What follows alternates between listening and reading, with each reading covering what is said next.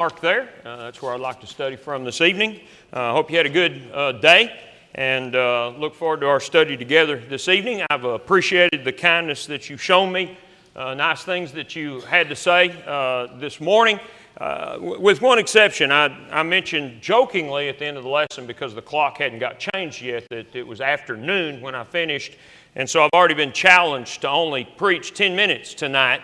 That ain't happening. And I will tell you this, about 2 or 3 weeks ago, I don't get sick a whole lot, but I had a really bad cold, and Sunday rolled around, and I was sick as a dog. And I got up Sunday morning to preach, and I said, I had worked hard on this lesson. I said, I'm gonna give this my all, but probably tonight, all you're going to get is about 10 minutes. Well, I really shouldn't have said that, because the rest of the day, everybody was like, 10 minutes, there's no way in the world. You can't preach 10 minutes if your life depended on it. So I got up on Sunday night, and I read a passage of Scripture and made a couple of comments, and I sat down.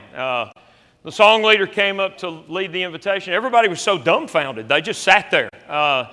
When service was over, believe it or not, people were timing it. They were coming up with their phones and their watches going, I got 7 minutes, 6 minutes and 36 seconds. And so here's the lesson.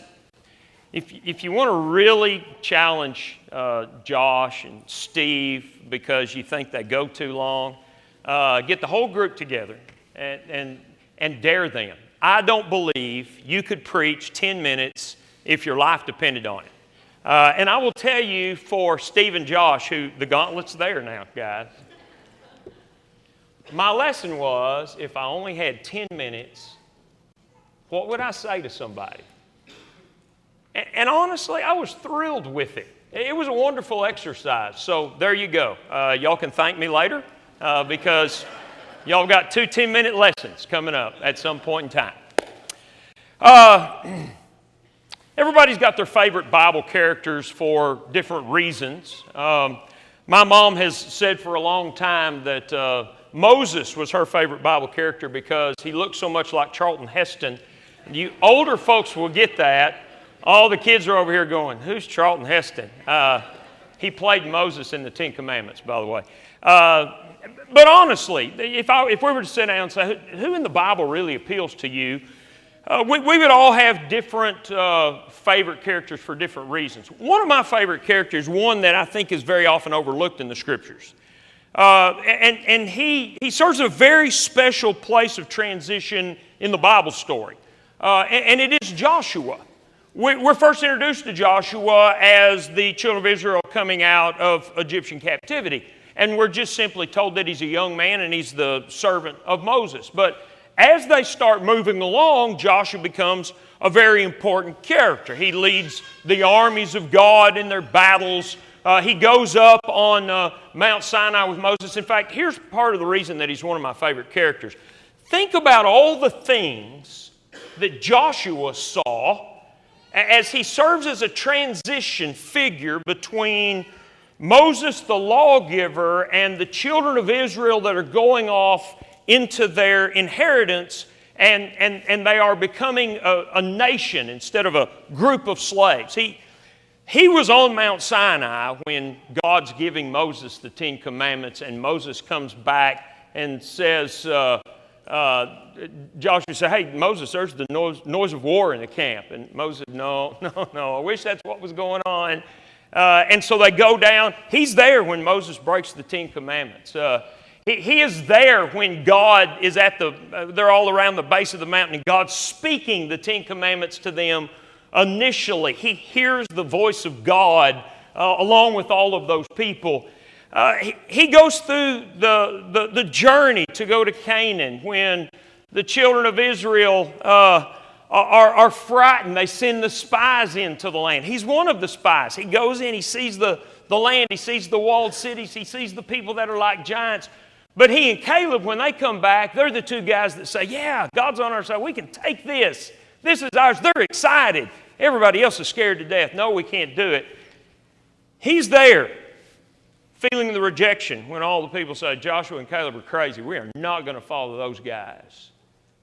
He's there wandering in the wilderness for 40 years and watching everyone that he knows, except for the kids, die. He's there every day picking up manna in the wilderness. Every day except Saturday. He's going out. He's picking up manna. He's watching the generation change.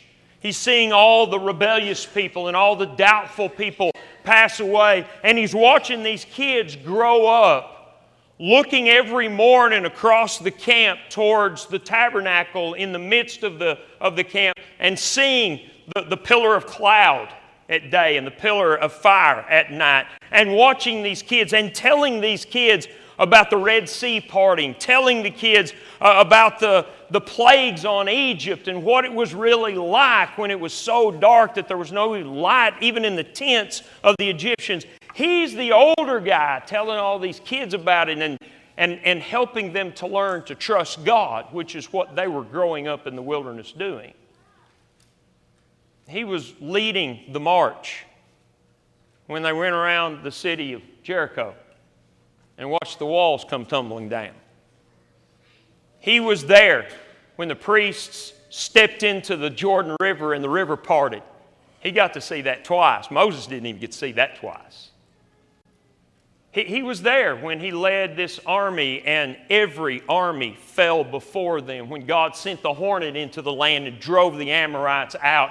He was there when Israel arguably saw their very greatest successes and was there at the head of a generation of people who had learned to really trust God, what God says we're going to do. And he was right in the middle of that. He was an impressive figure to me. And as you get to the end of the account of Joshua, the account of the taking of the land and the division of the land, there is a very important transition happening, not only in his life, he is about to leave the earth, but in the lives of the children of Israel, because what's happened over the last couple of years is they've taken the land. There's been armies out of every tribe. They have been an overwhelming force. Everybody that's come against them, they have destroyed, and now he's sending everybody off. And now, instead of a unified group of men fighting all of their enemies, everybody's going to their individual inheritance. People are going to the plot of land that had been given to them as a result of God's victory over the Amorites. And yet there was still work to be done. I want you to think about this for a moment. It would have been fairly easy for all the men to fight in an army against the Amorites when there's tens of thousands of men around you and we're all fighting the battle of God and we're destroying these wicked people, but then the job didn't get finished. And everybody is sent to their inheritance with the task of finishing the job.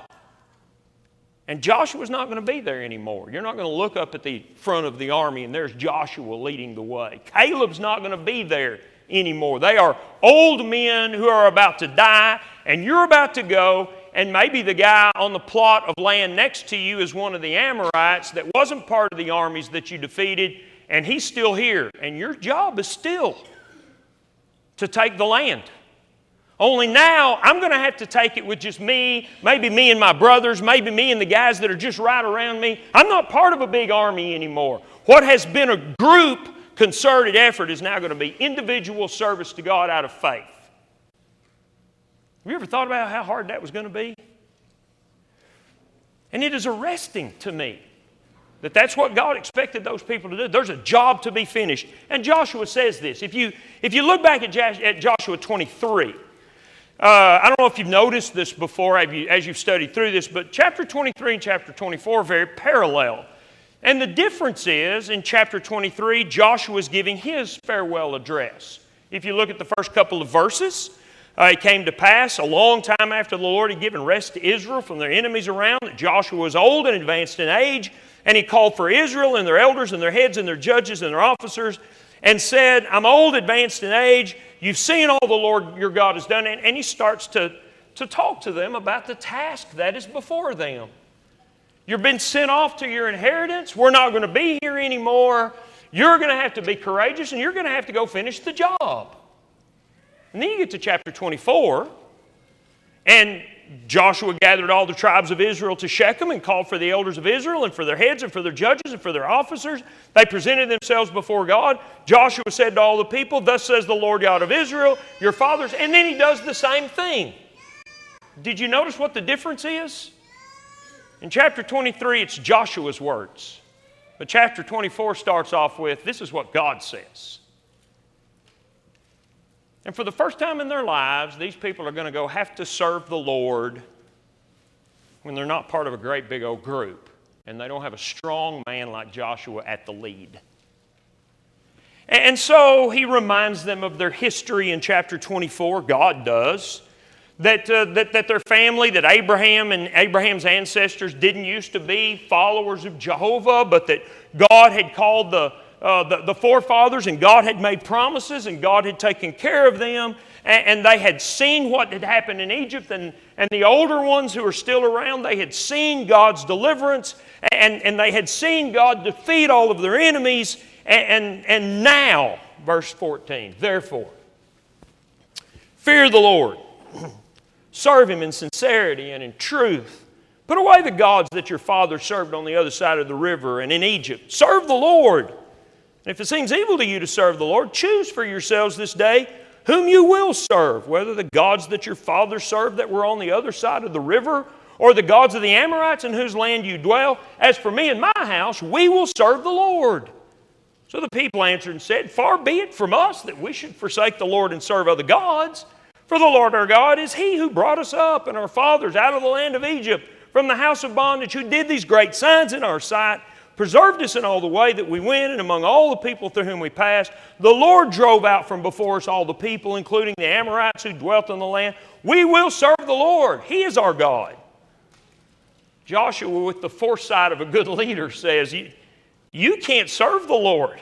He's a holy God. He's a jealous God. Don't you know that Joshua is already seeing what's about to happen? He's a holy God. He's a jealous God. He's not going to forgive your transgressions and sins. If you forsake the Lord and serve foreign gods, He will turn and do you harm and consume you after He has done you good. And the people said, "No, we will serve the Lord." So Joshua said to the people, "Okay, you are witnesses against yourselves that you have chosen the Lord for yourselves to serve Him." And they said, "We are witnesses. Now therefore, put away the foreign gods that are among you. Incline your heart to the Lord God of Israel." The people said to Joshua, "The Lord our God we will serve, and His voice we will obey." Joshua made a covenant with the people that day and made for them a statute and an ordinance in Shechem. And Joshua wrote these words in the book of the law of God. And he took a large stone and he set it up there under the oak that was by the sanctuary of the Lord. And Joshua said to all the people, "Look, this stone shall be a witness to us. It has heard all the words of the Lord that He spoke to us. It will therefore be a witness to you, lest you deny your God." So Joshua let the people depart, each to his own inheritance. And after these things, Joshua the son of Nun, the servant of the Lord, died, being 110 years old. And now the hard part starts. I got to go back home on my farm that God has given me, and I've got to do just what I said I was going to do. The challenge of Joshua is not just some kind of sermon fodder offered in a vacuum. It's one of the great challenges to God's people that was ever uttered because of the circumstance around it. It's not going to be easy for these people to go serve God. They're going to be scattered. They're going to have to stand on their own. They're going to have to fight their own personal battles. And it is impressive to me that God's the one telling them this. You're going to have to make a choice. And right in the middle of it all, in verse 15, the most famous part, Joshua says, "Let me tell you about me and my house. We're going to serve the Lord." Now, I want you to understand something about Joshua's charge that we need to see. First of all, the obvious thing is that service to God is very personal. You know, Joshua's been serving the Lord all his life, but he still stands up in front of everybody and says, "Look, I'm going to serve the Lord." And that's impressive to me because as they go to their inheritance for however much longer Joshua lived, they knew that wherever Joshua was settled in the mountains of Ephraim, Joshua was over there serving the Lord. And I think it is important from the position of leadership that what he tells them and what he shows them is, I'm going to have to stand up on my own. And these people have been acting as a group, and that's where we're the most comfortable, isn't it? All you guys that are in school, is it easier to be faithful when there's a bunch of you being faithful together? And that's kind of the way we are. Human beings, with the exception of a few of us who are kind of loners, we tend to kind of have a herd mentality. We like to be in a group. In a group we're comfortable. In a group we move with the group. We can get lost in the crowd. If we're not as strong as we ought to be in the group, it doesn't show up as much. We're comfortable in our inactivity. The reality is, even for Christians in this day and age, we can become very much like the Jews that John the Baptist criticized in Luke chapter 3. You know, don't think to yourselves that just because we have Abraham as our father that everything's okay. God can raise up children to Abraham from these stones right here. Make that application for yourselves. Just because I'm a member of a good congregation doesn't make me faithful. God can raise up stones to be members of a good congregation. Just because my wife or my husband is a really godly woman or man doesn't make me faithful. You young folks, most of you probably come from pretty decent homes. I hope, I trust that you have that blessing in your life and your parents are godly people. That doesn't make you godly. Two of my 3 daughters are here this evening. I'm very proud of them. But you guys, y'all got to make this decision for yourself. Every one of us in this room, we have to decide whether we're going to have faith in God, and we can't ride on anybody else's coattails. The idea of personal accountability is something that all of us have to face.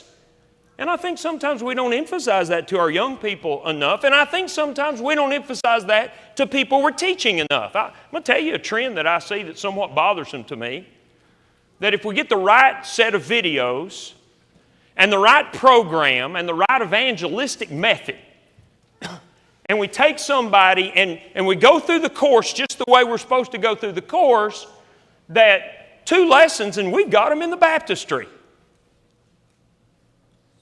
Well, I'm going to tell you, it's not hard to help people understand that they're sinners and they need to be saved and to scare them into being baptized. But repentance and accountability and personal faith, trusting God, that's not an easy one-step process, folks. And yet it is the very thing that all of us have to face if we're going to serve the Lord.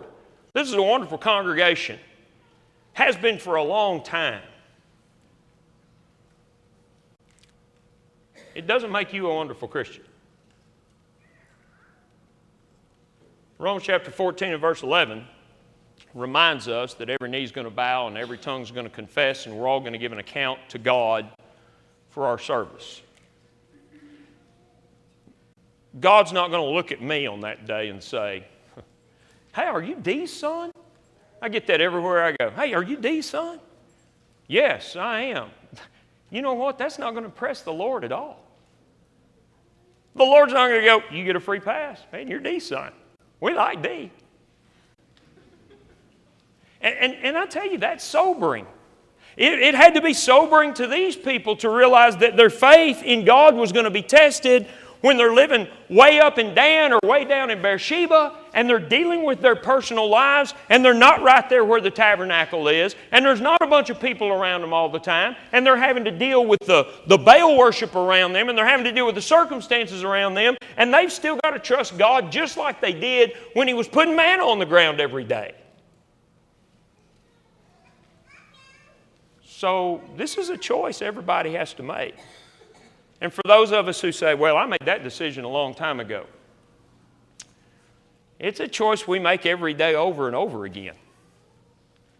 Here's a circumstance. Am I going to serve the Lord? Here's a temptation like we talked about this morning. Am I going to stand up and serve the Lord? I'm hanging out here all by myself. Am I going to stand up and serve the Lord? I'm going to go off to college. I'm not going to have somebody looking over my shoulder all the time. I'm not going to have mom and dad poking me in the side in worship and saying, quit cutting up and listen to the lesson. That's not going to be happening anymore. Am I going to serve the Lord? This is sobering, guys. And every day it is this accountability that we have to face, and it is an unavoidable decision. Look back at Joshua's charge to them in verse 14. When he says, or I guess actually, 14 and 15. He tells them first, put away the gods. And then he says, if you don't want to serve the Lord, you're going to have to serve somebody. Choose who you're going to serve. And you and I look at that and go, that doesn't make much sense, does it? Why would they go back and serve the gods on the other side of the river, the gods of the Amorites in whose land they dwell? I don't know. Why does Joshua have to tell them to put away the gods that are among them? He knows what's going on. They have not been completely given over to God yet. And what he understands is you're going to serve somebody. You may just serve yourself. But you know what happens when you serve yourself? You're going to spend your whole life doing nothing more than chasing a lust, a desire that will never satisfy you. And you'll give yourself to that service. That's what the book of Ecclesiastes is about. In fact, I thought it was kind of interesting. If you look over 1 John chapter 2, and I meant to mention this morning, but I find this interesting. You see stuff all the time as you study that you didn't think about before. When John says in 1 John 2 and verse 16, or actually start in verse 15, do not love the world or the things in the world. If anyone loves the world, the love of the Father is not in him. All that's in the world, the lust of the flesh, the lust of the eyes, the pride of life, it's not of the Father, but is of the world. And the world is passing away and the lust of it. Do you understand one of the reasons he says you're not going to be satisfied if you just pursue your selfish desires? And that's what's happening in the world around us. You want to know why that's not going to be satisfying? Because you're going to die. You're going to pass away. And it's not going to go with you. And if you live long enough to look back, you're just going to think, I have wasted a whole lot of time chasing stuff that just never satisfied me. But that's service, folks. It's just service to the flesh. Or we can serve somebody else. We can serve the dictates of man. We can chase whatever society tells us is important. We can jump right in and surf the wave that's spreading across our country and become a political animal or some kind of activist, or we can join some crazy cult, or we can give ourselves to some ideology, or we can chase academia. There's all kinds of things we can serve because people say, oh, this is important, we really need this. But it's not going to satisfy you, and it's not going to get you past this life, but it will be service. You'll enslave yourself to it. What I want you to see is you're going to serve something. Joshua says, as for me, I'm going to serve the Lord. And then he goes one step further and says, as for my house, we're going to serve the Lord. This is not a popular thing, and we talked about this a little bit yesterday for the men that came to the parents' class. It is imperative that there's leadership among God's people, and that leadership starts at home. Joshua has the audacity to speak for his family and say, here's what I'm going to do. I'm going to take my wife and I'm going to take my children and I'm going to commit them to what I think is right. And in this day and age, people will look at that and go, man, you shouldn't brainwash your kids like that. You know, it's just not right to take your children and make them, conform them to your will. You have to give them their freedom. You're going to warp their little mentality.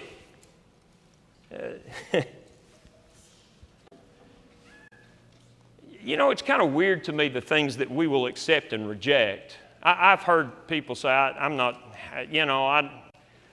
very interested in serving God because my folks made me go to church every service when I was a kid. Now, let's think about that for a minute, shall we? I'm going to blame my parents for their effort. When my kids were little and their teeth started coming in, we made them brush their teeth.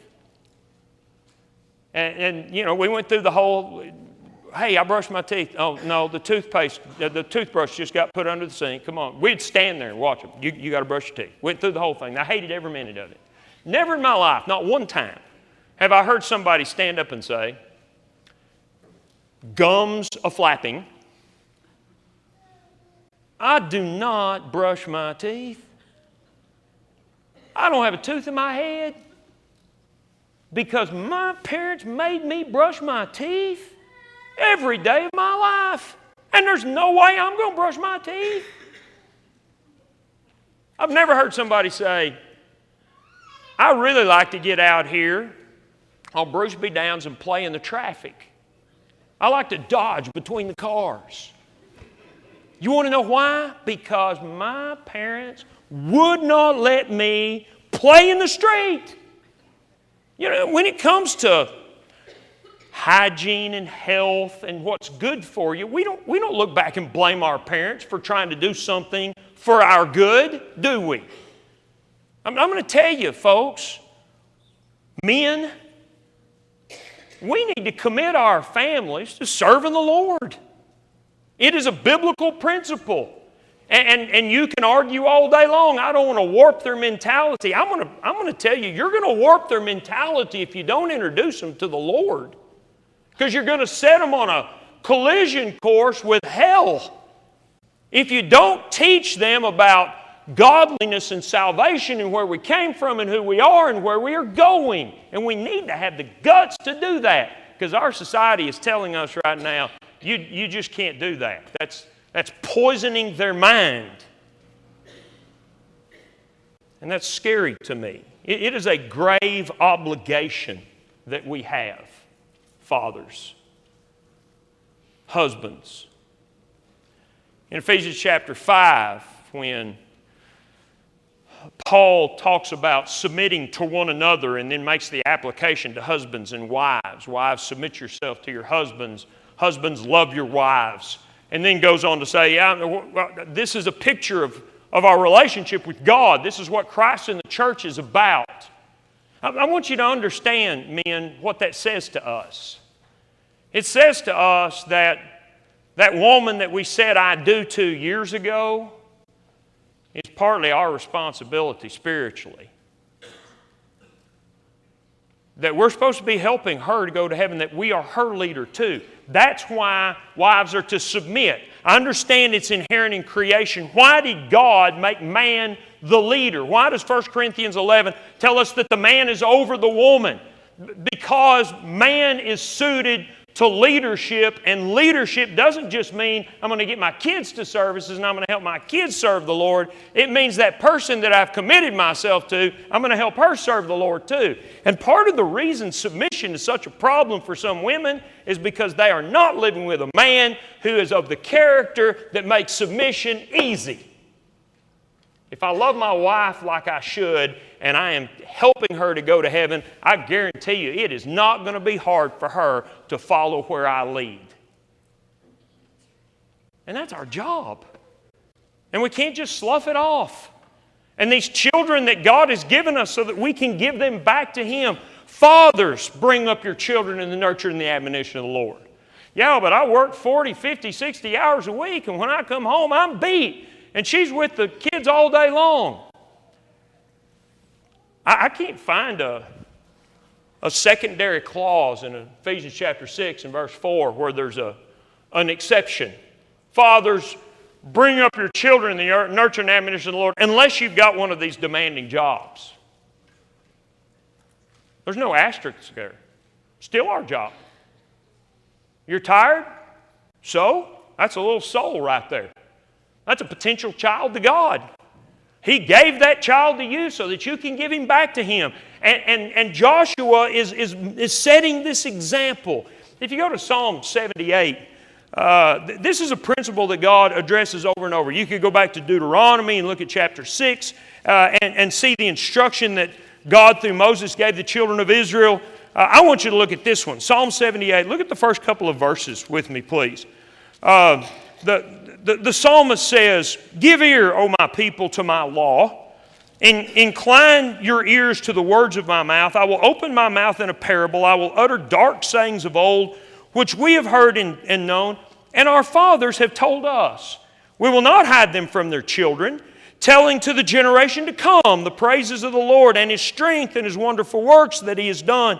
He established a testimony in Jacob and appointed a law in Israel, which He commanded our fathers that they should make them known to their children, that the generation to come might know them, the children who would be born, that they may arise and declare them to their children, that they might set their hope in God and not forget the works of God. It's not the responsibility of this church to teach your kids. It's your responsibility. And you're going to need to stand up and do it. And you young people, as you're choosing who you're going to date and who you're going to marry, let me suggest to you young ladies especially, I don't care how cool he is, I don't care how suave he is, I don't care how beautiful his hair is. I had a full head of blonde, good-looking hair when I was at Florida College. So there you go. This is what can happen. I'll tell you what you better do. You better choose who you're going to date. You better choose who you want to marry based upon whether or not they're going to help you get to heaven. And young men, you better choose who you're going to date and who you're going to marry based upon who it is that's going to submit themselves to the Lord and help you get to heaven as a helpmeet is supposed to do, and so that both of you together can bring children to the Lord. And if your standard is any different, you're going to regret it. You're going to regret it. I tell my girls on a regular basis, marrying the wrong person is infinitely worse than spending your life alone.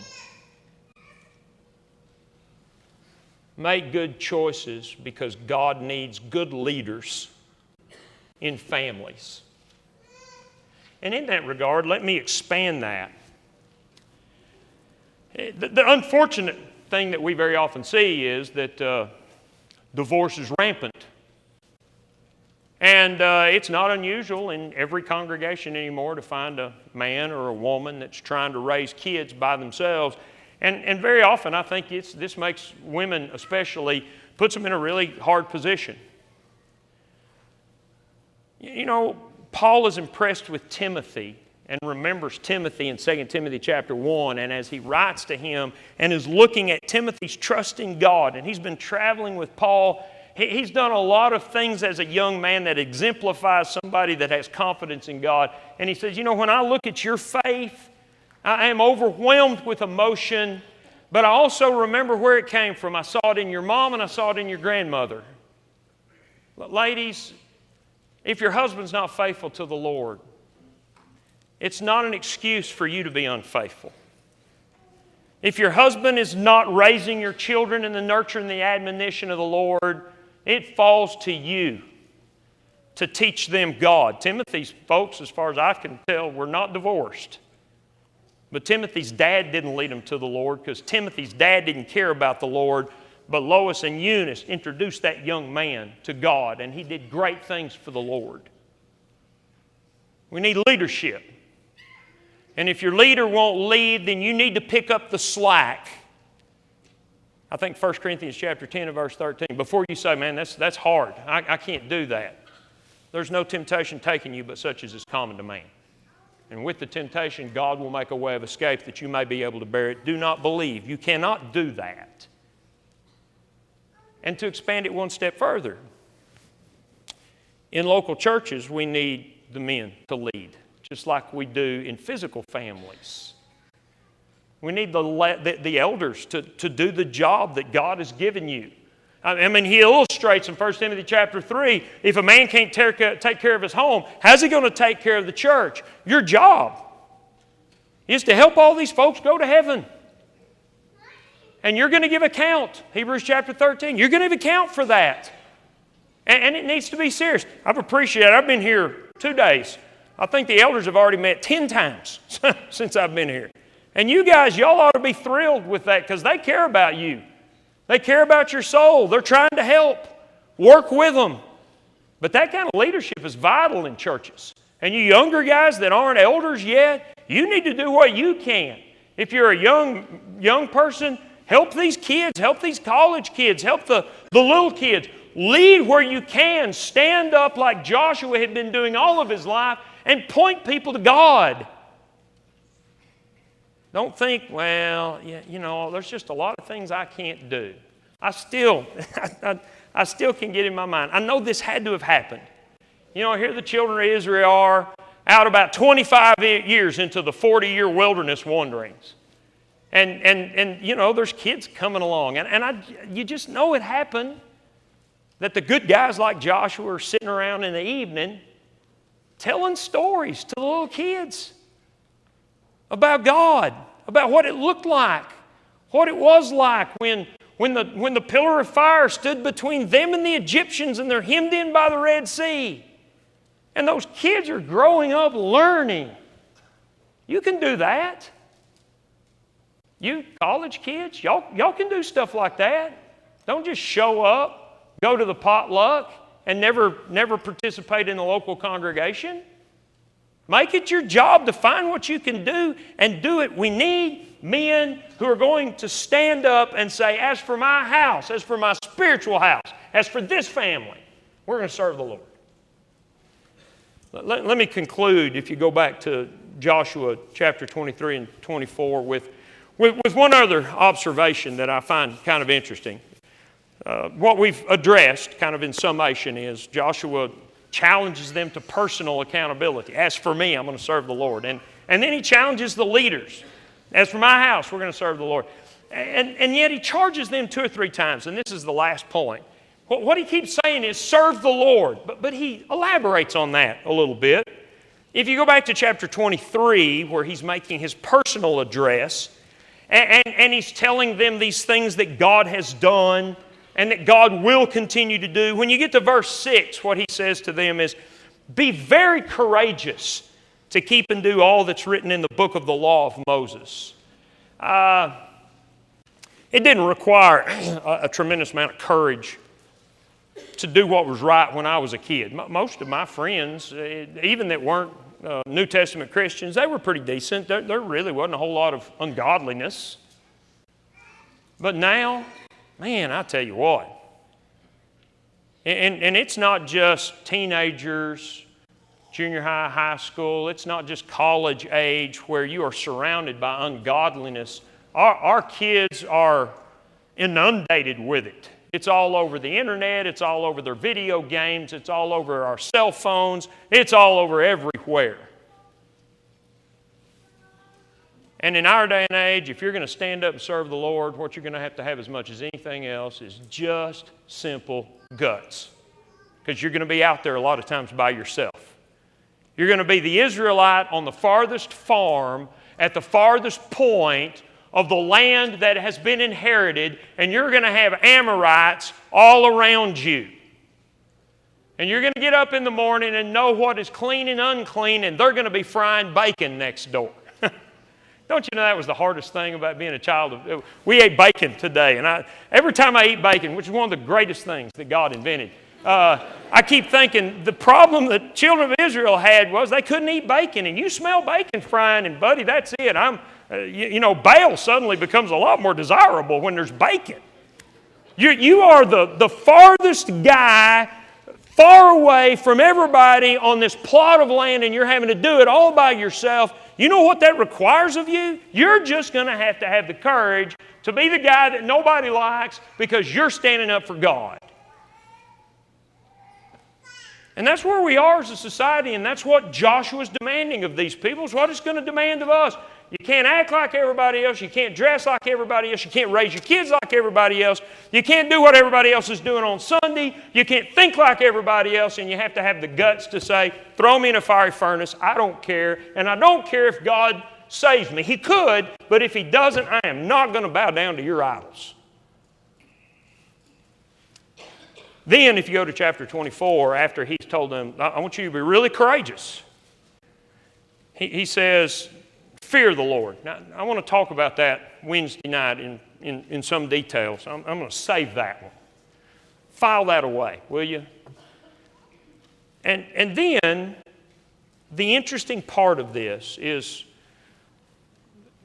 the idea of acknowledging that you've made a promise. We don't usually get to this part of Joshua 24. It's interesting to me that when the people answer Joshua, he says, choose who you're going to serve. And their response is, we're going to serve God. And Joshua's going, no, you're not. You can't serve the Lord. And I think Joshua knows these people well enough to know kind of where things are moving. You can't serve the Lord. And their reply is, no, we'll serve the Lord. God's not going to be patient with you. God's not going to forgive you. This is going to have to be serious. No, God saved us. We're going to serve the Lord. And finally, Joshua says, okay, we're going to make a covenant. And the covenant is that God said He'd take care of us, and we're going to obey. The children of Israel do this over and over. And then in verse 26, He takes a large stone, He rolls it up under this oak tree by the sanctuary of the Lord, and He looks at everybody and says, you see a big old rock right there? It heard everything you said. And you might look at that and go, well, that's kind of silly, isn't it? Here's an interesting study. Go through Joshua and Judges and see how many times they piled up a pile of rocks. And they did that over and over for a reason.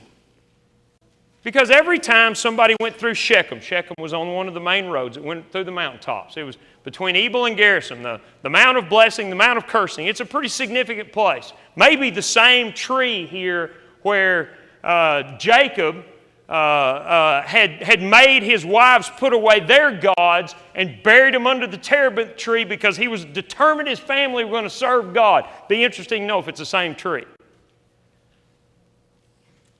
And the reason for that is every time they're on their way somewhere and passing by and they see that tree and that rock, they're supposed to remember what the promise was.